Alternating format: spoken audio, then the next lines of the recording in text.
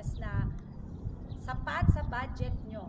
Ito po ang Casa Felina at ito naman si Casa Alicia. Dito muna tayo kay Casa Alicia sa budget wise natin na 4.5 million.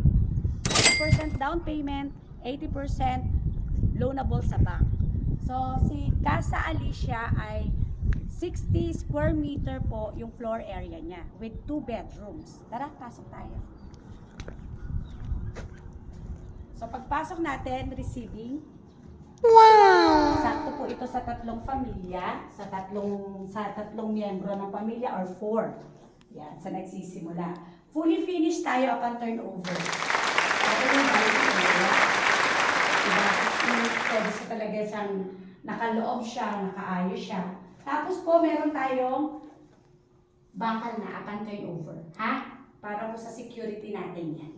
Tapos po dito, meron tayo ditong kusina. Tapos kami, lagi po kami may setback sa likod na at least 1.5 or 2 meters. So kung gusto nyo i-extend to, pwede po. Pero po upon turnover na yon.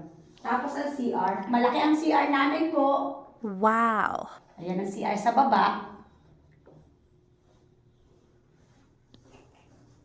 At may 2 bedrooms tayo sa taas. Tara.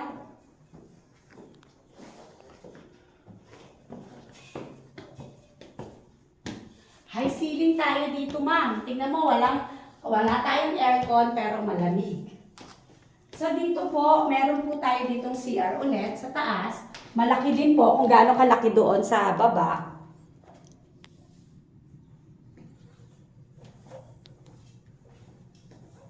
At ang maganda po, yung dalawang kwarto dito hindi pinilit. Standard size po tayo ng kwarto, malaki.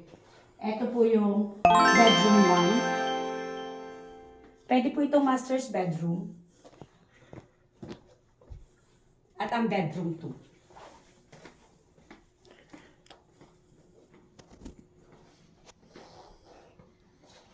Yan po si Casa Felina, ay si Casa Alicia. Dito lang po yan sa Casa Buena de Pulilan.